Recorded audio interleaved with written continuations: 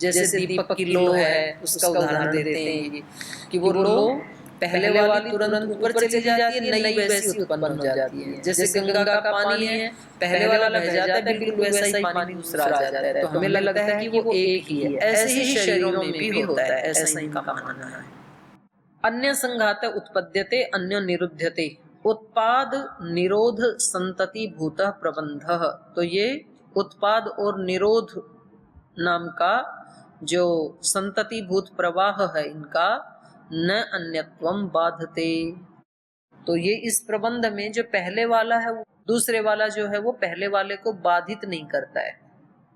ये जो प्रवाह है न अन्यत्वम बाधते, दूसरे को बाधित नहीं करता, माने पहले वाला नष्ट हो गया और दूसरा उत्पन्न हो गया, तो दूसरे ने पहले वाले को बाधित नहीं किया, वो अपने आप नष्ट हो गया और ये अपने आप उत्पन्न हो गया, तो यहाँ कोई बाधा नहीं है। इस प्रवाह में न अन्यत्वम बाधते देहादि संघातस्य अन्यत्व अधिष्ठानत्वात्, क्योंकि जो देहादि का संघात है, देहादि संघातस्य अन्यत्व अधिष्ठानत्वात्, वो एक अलग अधिष्ठान था पहले वाला, ये एक अलग अधिष्ठान है, ये अलग ग्रुप था, ये एक अलग ग्रुप है, तो कोई पहले या दूसरे वाला एक दूसरे को बाधित नहीं करते हैं। बिल्कुल नया उत्पन्न होता है और पहले वाला बिल्कुल नष्ट हो जाता है। अन्यताधिष्ठानो ही असौ प्रख्यायत इति, लेकिन ऐसा है तो नहीं। जो प्रैक्टिकल जब हम देखते हैं तो ये कह रहे हैं अन्यताधिष्ठानो ही असौ, ये जो चेतन है ये इसके अन्यता अधिष्ठान को जानता है। न प्रत्याख्यायते इति, इसका खंडन नहीं किया जा सकता। आप लोग इस बात का खंडन नहीं कर सकते, और आप बोलते भी हैं, हम सब बोलते ही हैं कि मैं बाल्यावस्था में ऐसा था, किशोर अवस्था में ऐसा, फिर प्रौढ़ अवस्था में ऐसा, ऐसे व्यक्ति सुनाता है ना, तो इसका मतलब है कि इन सारे परिवर्तन को देखने वाला, और ये सारे परिवर्तन एक ही शरीर में हो रहे हैं, एक ही अधिष्ठान में, कोई दूसरा अधिष्ठान नहीं है। एक बार जो शरीर मिला माँ के गर्भ से हमें जन्म के समय, अब मृत्यु पर्यंत ये एक ही अधिष्ठान रहता है। उसमें जो चेंज आते हैं वो अवस्था के चेंज आते हैं, अवस्था भेद होता है, बाल्यावस्था, फिर किशोर अवस्था, प्रौढ़ अवस्था, फिर वृद्धावस्था, लेकिन अधिष्ठान तो एक ही रहता है, इसका कोई प्रत्याख्यान नहीं कर सकता है। अन्यथा अधिष्ठानो ही असौ प्रत्याख्यायत इति।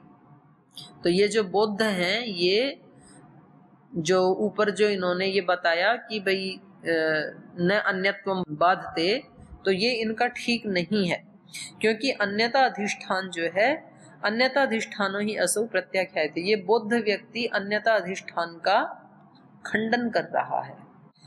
ये कह रहा है कि पहले वाला बिना ही किसी कारण के नष्ट हो जाता है और अगले ही क्षण बिल्कुल वैसा का वैसा ही उत्पन्न हो जाता है। तो अब इसके मत में दो दोष आएंगे।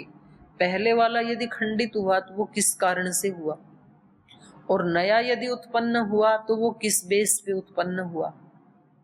क्योंकि नई उत्पत्ति के लिए हम क्या मानते हैं, जाति आयु भोग जो मिलते हैं वो किससे मिलते हैं, अपने अदृष्ट के कारण मिलते हैं। तो इनके तो जो नए नए शरीर उत्पन्न हो रहे हैं वो क्यों, उसके पीछे कोई कर्माशय तो है नहीं, क्योंकि आत्मा ही नहीं है, आत्मा नहीं है तो कर्माशय भी नहीं है, कर्माशय नहीं है तो किस बेस पे अलग अलग शरीर मिल रहे हैं लोगों को, ये अलग अलग अधिष्ठान क्यों उत्पन्न हो रहे हैं, और ऐसा ही उत्पन्न क्यों हुआ, इससे अच्छा या इससे बुरा उत्पन्न क्यों नहीं हुआ, ये सारे दोष इनके इसमें आएंगे।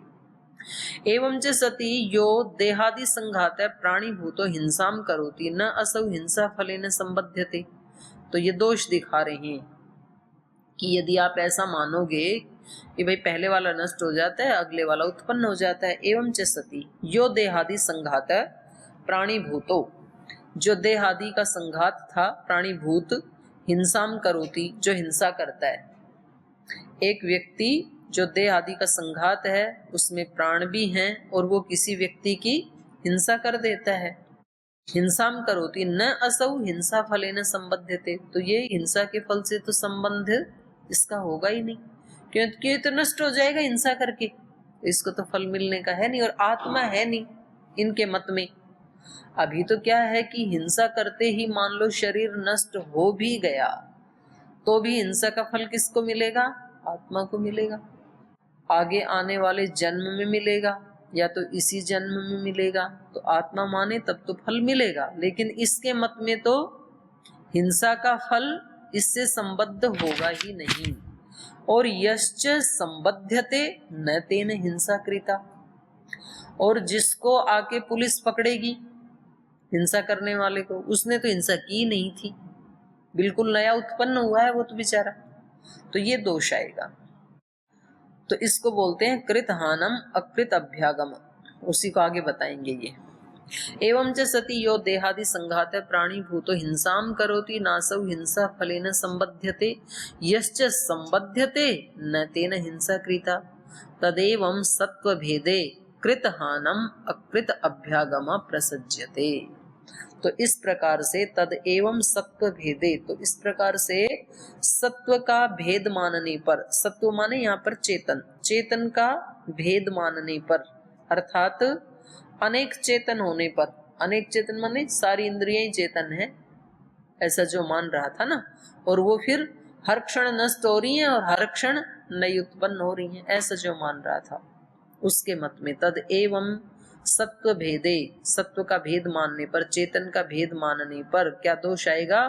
कृत हानम अकृत अभ्यागम प्रसज्यते। जिसने पाप या पुण्य किया था, कृत हानम वो तो नष्ट हो जाएगा, उसको तो मिलेगा नहीं, और अकृत अभ्यागम जिसने किया ही नहीं उसको प्राप्त होने लगेगा, ये दोष आएगा। सतीच सत्वोत्पादे, और एक दोष और आएगा। पहले पांचों इंद्रियां चेतन थी, पांच चेतन थे, वो पांचों के पांचों नष्ट हो गए, अब पांच के पांच नए उत्पन्न हो रहे हैं। सतीच सत्वोत्पादे, इस सत्व की उत्पत्ति होने में, सत्व निरोधिच, और सत्व का निरोध होने में, अकर्म निमित्त सत्व सर्गः, बिना किसी कर्म के निमित्त के ही सत्व का सर्ग माने सृष्टि हो रही है। यहाँ पर मृत्यु का भी कोई निमित्त नहीं, उत्पत्ति का भी कोई निमित्त नहीं। अभी तो ये सृष्टि की उत्पत्ति है, शरीरों की उत्पत्ति किससे हो रही है? कर्म निमित्त हो रही है। किसी ने पुण्य कर्म किए हैं तो अच्छे शरीर आदि मिलेंगे, पाप कर्म किए हैं तो बुरे शरीर आदि मिलेंगे। लेकिन इनके मत में तो ये सारा सर्ग ही, सारी सृष्टि ही क्या हो जाएगा? अकर्म निमित्त। सत्वोत्पादे सत्व निरोधे च अकर्म निमित्त सत्व सर्ग प्राप्नोति तत्र मुक्त्यर्थ ब्रह्मचर्य वासो न स्यात्। तो फिर मुक्ति के लिए ब्रह्मचर्य आदि का वास करना, कठोर कठोर साधनाएं करना, संन्यास लेना, ये सब कौन करेगा? कोई भी नहीं करेगा। क्यों नहीं करेगा? जिसने साधना की उसको तो फल मिलना नहीं है, जो साधना कर रहा है वो तो नष्ट हो गया, और जिसको फल मिलेगा किसी को, उसने साधना की ही नहीं थी। तो भाई दूसरे के लिए हम क्यों साधना करेंगे?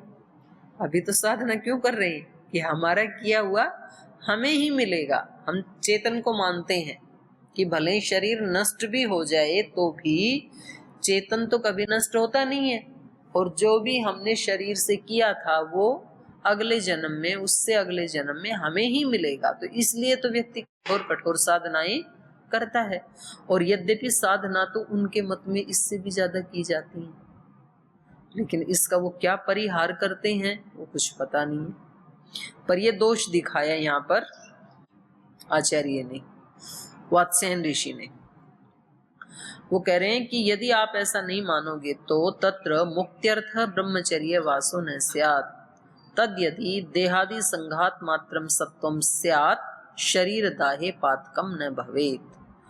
तो कह रहे हैं कि यदि देह आदि संघात मात्र को ही आप सत्व मानोगे, चेतन मानोगे, इससे अतिरिक्त किसी चेतन आत्मा को नहीं मानोगे, तो शरीर दाहे पातकम न भवेत्, शरीर के जला देने पर कोई पाप नहीं लगना चाहिए। अनिष्टम चेतत, लेकिन ये तो लोक में इष्ट नहीं है, अनिष्ट है ये तो, ऐसा लोक में नहीं चलता है, नहीं चाहते हैं। अनिष्टम चेतत तस्मात् देहादि संघात व्यतिरिक्त आत्मा नित्य इति, इसलिए यही मत ठीक है, हमारा ही मत ठीक है देह आदि संघात के अतिरिक्त एक आत्मा है और वो नित्य है, ये भी बता दिया। एक चेतन है और वो चेतन नित्य है, वो कभी नष्ट नहीं होता है। तो अब इसका उत्तर दे रहे हैं पूर्व पक्षी। तदाभावः सात्मक प्रदाहेपि तन्नित्यत्वात्। कह रहे हैं तद अभाव, और जो आप बता रहे हैं ना पातक का अभाव होने लगेगा और पाप तो होता है, तो कह रहे हैं तद अभाव, पाप नहीं होगा, नहीं लगेगा पाप किसी को जलाने पर। क्यों? बोले आपके मत में भी नहीं है वो, तो स आत्मक प्रदाहे अपि तद अभाव, जो हम कह रहे हैं ना पातक का अभाव, वो तो आपके मत में भी अभाव ही है। सात्मक प्रदाहे अपि तद अभाव, क्यों? नित्यत्वात् तन्नित्यत्वात्, आत्मा तो नित्य है। तो भाई आत्मा तो नष्ट होती नहीं है, तो हमने जलाया किसको? अनित्य वस्तु को जलाया, वो तो नष्ट होने ही वाली थी। तो ये पूर्व पक्षी का कहना है। यस्यापि नित्येन आत्मना सात्मकं शरीरं दह्यते तस्यापि शरीर दाहे पातकं न भवेत् दग्धुः। यस्यापि, जिस सिद्धांती के मत में, आपके मत में, नित्येन आत्मना, जो नित्य आत्मा आप मान रहे हैं, नित्य आत्मा का सात्मकम शरीरम माने आत्मा सहित जो शरीर है उसको दह्यते जलाए जाने पर तस्यापि शरीर दाहे पातकम न भवेत्, तो उस कर्ता को भी शरीर के जलाने पर पाप नहीं लगेगा। दग्धुः जलाने वाले को क्यों नहीं लगेगा? कस्मात् नित्यत्वात् आत्मनः, आत्मा के नित्य होने से। तो आत्मा का तो कुछ बिगड़ता नहीं है, तो शरीर तो अनित्य है। न जातु कश्चित नित्यम हिंसितुम अर्हति, क्योंकि कोई भी व्यक्ति किसी नित्य पदार्थ की हिंसा कर ही नहीं सकता, क्योंकि नित्य कहते ही उसको है जिसमें कभी कोई चेंज नहीं होता है।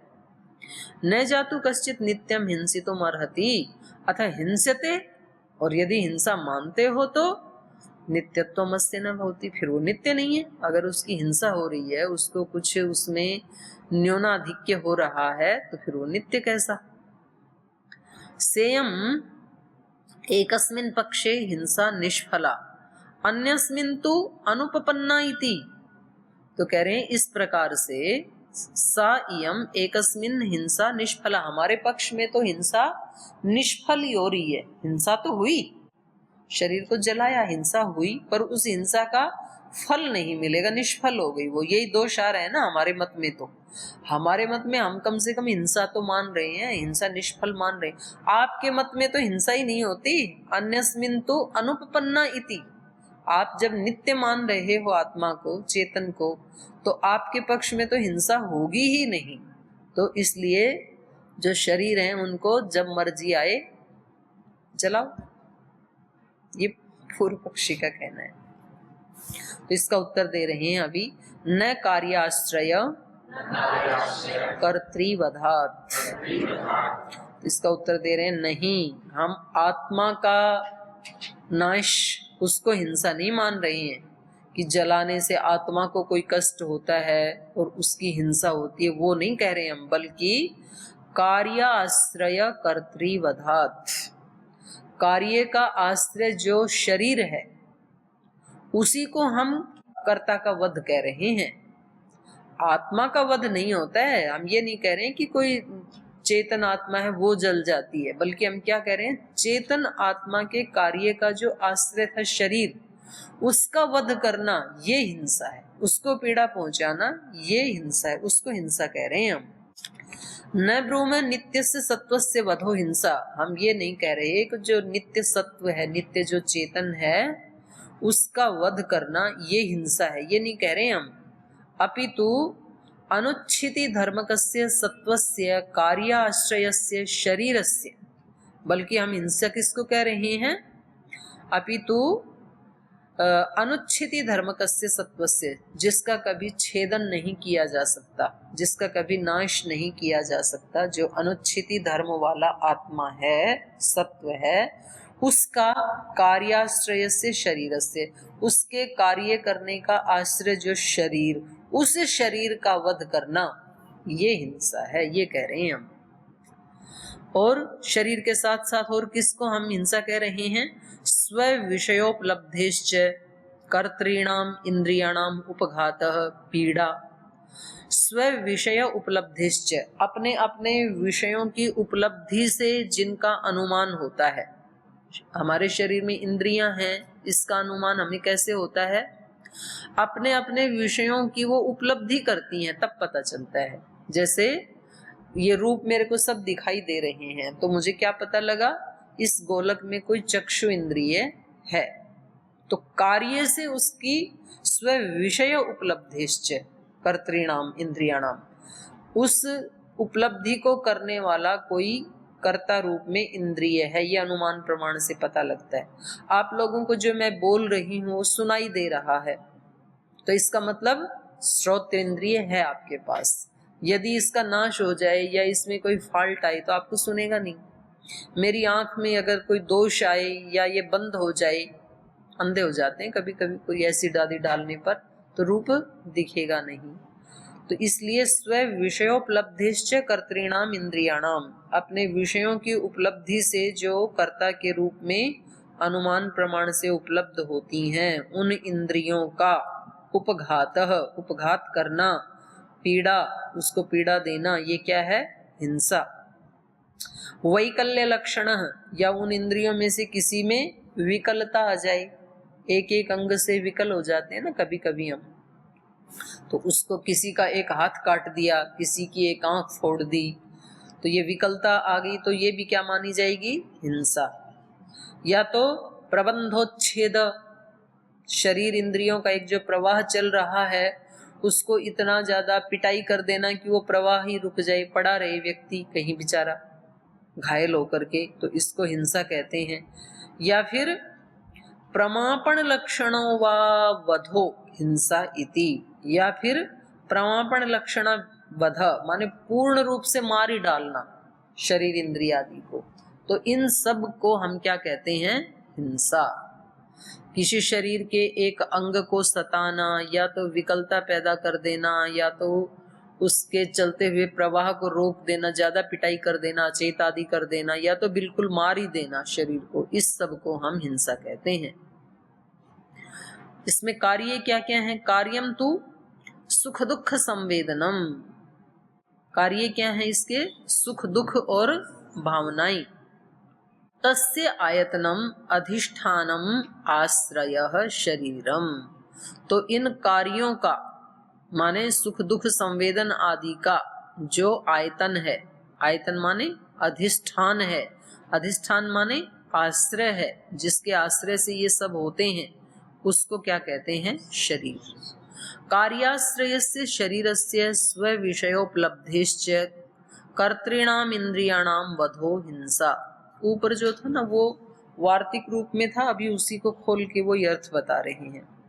कार्याश्रय से शरीरस्य, आत्मा के कार्यों का जो आश्रय है, शरीर है, उस शरीर का स्व विषयोपलब्धिश्च, उस शरीर का वध करना, और फिर यहाँ पर एक कोमा होना चाहिए आगे, स्व विषयोपलब्धिश्च कर्तॄणाम इंद्रियाणाम वधः, अपने विषयों की उपलब्धि से जिनका कर्तृत्व मालूम पड़ता है, ऐसी इंद्रियों का वध करना हिंसा, इसको हिंसा कहते हैं।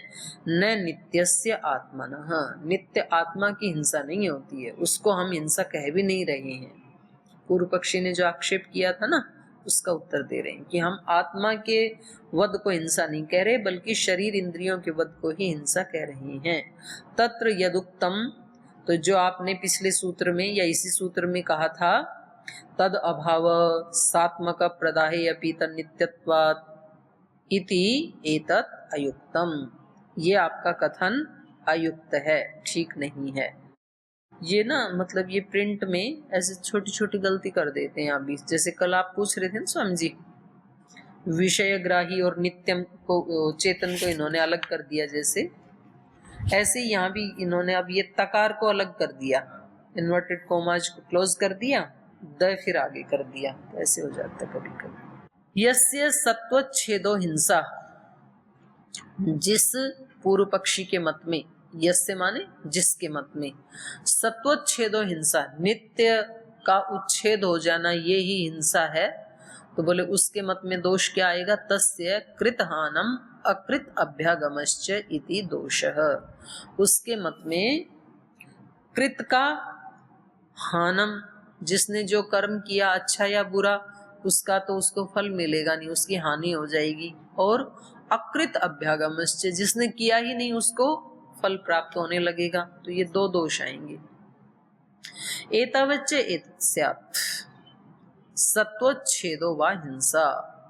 तो इतने ये दोष हैं, एतावच्च एतस्यात्, इतने दोष आएंगे आपके पक्ष में यदि आप चेतन आत्मा को नहीं मानेंगे, केवल शरीर इंद्रियों के संघात को ही आत्मा बोलेंगे। तो एतावच्च एतस्यात् सत्वच्छेदो वा हिंसा, और आपके मत में फिर ये भी दोष आएगा कि नित्य का उच्छेद ही हिंसा है।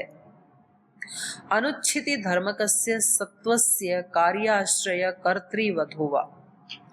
जो अनुच्छिति धर्म वाला है, जो अविच्छिन्न है आत्मा, अनुच्छिति धर्मकस्य सत्वस्य, जो अनुच्छिति धर्म वाला आत्मा है, उसके कार्याश्रय, उसके कार्यों का आश्रय जो शरीर है, कर्तृवधोवा, तो उसका जो करता है, उन कार्यों का जो करता है उसका वध, ये हिंसा होने लगेगी आपके मत में। एक तरह से जो नित्य आत्मा है, चेतन आत्मा है, उसी को नष्ट करने का या हिंसा करने का दोष आपके मत में आएगा। न कल्पांतरम अस्ति, और तो कोई दूसरा तो वो बनेगा ही नहीं, कल्पांतर तो कुछ है ही नहीं। भाई आपके मत में दोष ये ऊपर जो गिनाए हैं ये सारे दोष आएंगे। और आत्मा के बारे में सत्वच्छेद व हिंसा, यदि आप नित्य आत्मा को मानते हैं, हमारे वाले पक्ष को यदि स्वीकार करते हैं, तो नित्य का उच्छेद होता है, ये दोष आएगा। और नित्य का तो कभी उच्छेद होता नहीं है, तो ये दोष आएगा। सत्वच्छेद व हिंसा, या तो सत्व का उच्छेद, इसी को हिंसा कहते हैं, ये एक मत बनता है। या तो फिर अनुच्छिति धर्मकस्य सत्वस्य कार्याश्रय कर्तृवधो व हिंसा, या फिर एक मत ये बनता है कि जो अनुच्छिति धर्म वाला जो नित्य चेतन आत्मा है और उसके कार्य का आश्रय जो शरीर है, उसकी हिंसा, उसको हिंसा कहेंगे। भाई हिंसा के दो ही तो पक्ष बनेंगे ना, या तो हिंसा शरीर ने की, जो कि हमारा मत है, आत्मा का जो आश्रय है, जो अधिष्ठान है शरीर, उसने हिंसा की, आत्मा ने तो नहीं की, आत्मा तो अकर्ता है, तो उसको हिंसा का फल भी नहीं मिलेगा। तो एक तो ये एक मत है। और दूसरा मत ये है सत्वच्छेदो व हिंसा, जो सत्व है, नित्य चेतन है, वो ही करता है, उसी ने हिंसा की और उसी का फल मिलके उसी का उच्छेद होता है। तो दो ही पक्ष हैं, और तीसरा तो कोई पक्ष बन नहीं सकता है। या तो शरीर ने हिंसा की या तो आत्मा ने हिंसा की, मोटा मोटा अर्थ ये है। तीसरा तो कोई पक्ष बनेगा ही नहीं। न कल्पांतरम अस्ति, इन दो के अतिरिक्त तो और कोई कल्पांतर, तो कोई तीसरा मत तो है ही नहीं।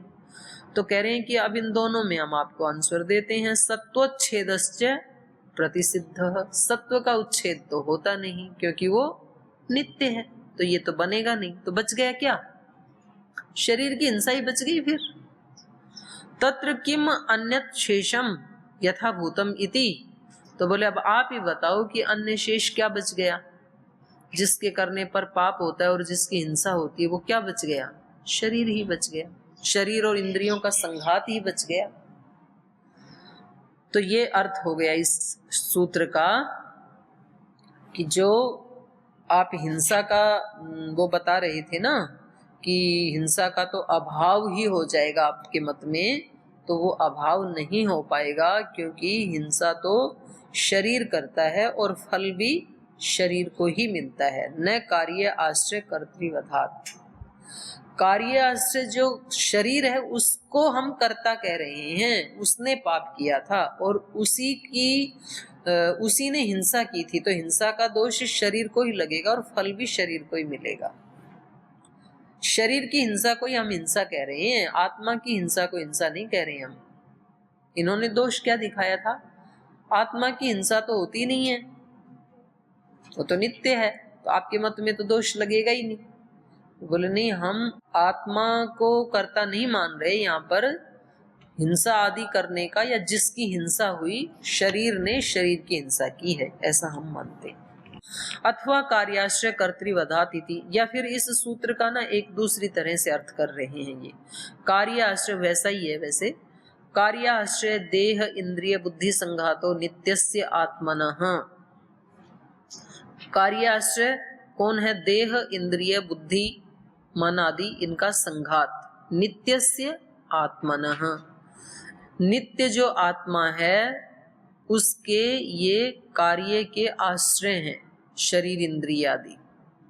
तत्र सुख दुख प्रति संवेदनम, और उस शरीर में ही, तत्र मतलब शरीरे, उस शरीर में ही सुख दुख आदि का प्रति संवेदन होता है। आत्मा जो है, आत्मा के कार्य का आश्रय ये शरीर है, शरीर ही अच्छे या बुरे काम करता है, उनका जो फल मिलता है सुख दुख के रूप में, उसका अनुभव भी शरीर को ही होता है। तस्य अधिष्ठान आश्रय, उस सुख दुख का संवेदन, तस्य अधिष्ठानम आश्रय तद आयतनम तद भवति न ततो अन्यत इति स एव कर्ता। तस्य अधिष्ठान आश्रय, तस्य कस्य? चेतनस्य, तस्य अधिष्ठान आश्रय, उस चेतन के अधिष्ठान का, अधिष्ठान या आश्रय, अधिष्ठान या आश्रय एक ही बात है, उस चेतन का अधिष्ठान या आश्रय या उसका आयतन, वो क्या है? तद, तद मीन्स संघात है, शरीर आदि।